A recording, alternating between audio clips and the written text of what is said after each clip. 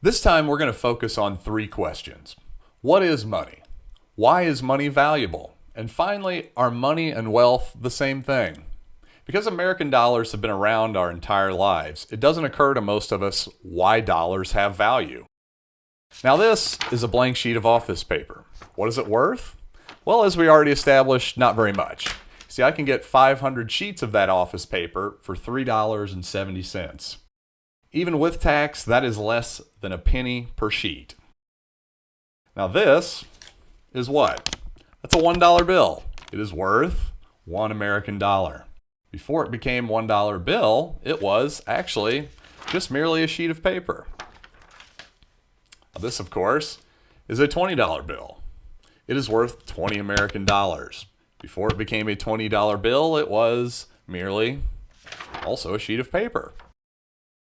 Now this is a $20 bill, quote unquote, in the iconic board game Monopoly. It, you guessed it, was also previously a sheet of paper. Now, it doesn't take an economist to understand that this item and this item are in reality worth practically nothing. But within the Monopoly universe, this is worth $20 because the piece of paper says so, and all the players have ostensibly agreed to the rules. Now, for our purposes, this is the most important Monopoly rule to note.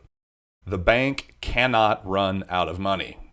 And when you run out of paper dollars that come with the game, you can start writing down denominations on any scraps of paper, such as this. Again, the important thing is to note the bank cannot run out of money. In other words, you can always turn this into this if the bank runs out of the official money included in the box. And you can write down any denomination needed, you see, everything from $1 to 20s to 50s to whatever you need.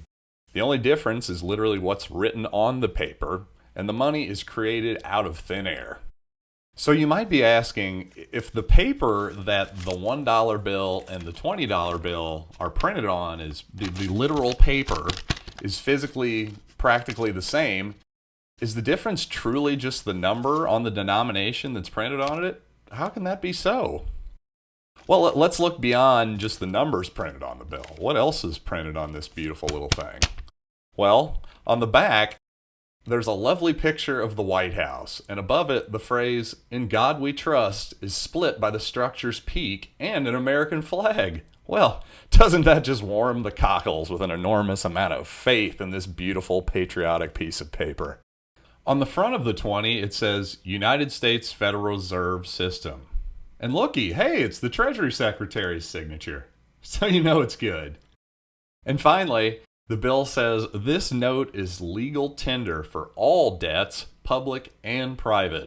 In other words, exchange this $20 bill with your fellow citizens for goods and services, and hey, while you're at it, feel free to pay your taxes with it too. Wow, gee, thanks for that helpful tip, Uncle Sam.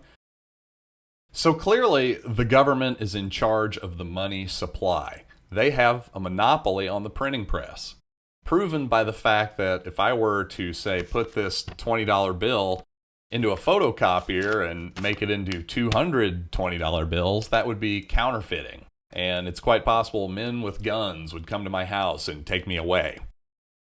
And then with that in mind, what is this United States Federal Reserve System, and how does our banking system actually work? Well, I still remember getting my first piggy bank as a kid, and then later opening up my first savings account with a $100 deposit.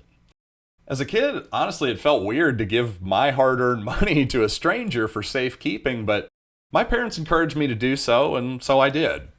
I was told that my account would also earn interest over time. Huzzah!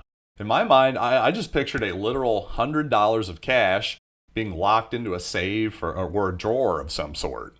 Eventually I figured, who cares if it's literally the 100 paper dollars that I put into the bank. All I know is they throw the money into a big pile, lock it up, and they keep track of how much everybody has. Surely all the money deposited in the bank is actually in the bank, right?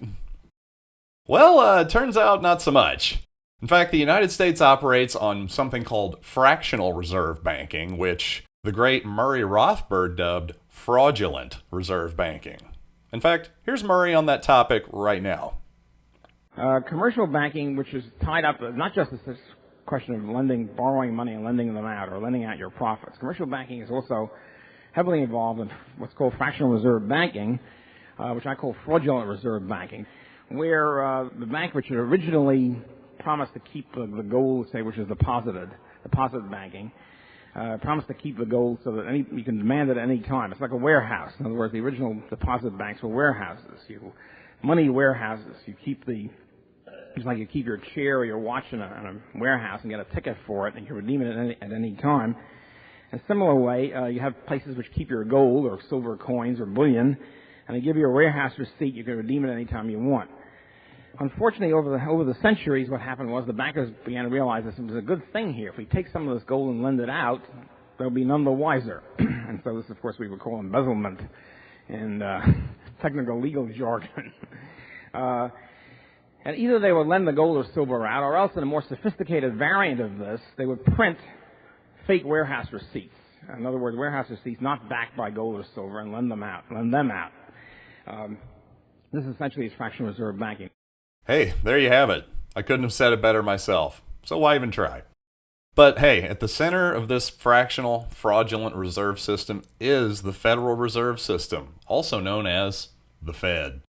And I think this is a pretty good place to stop right now, but we'll talk even more about the Fed and how it actually works and its effects, more importantly, on your precious little life next time. See you there.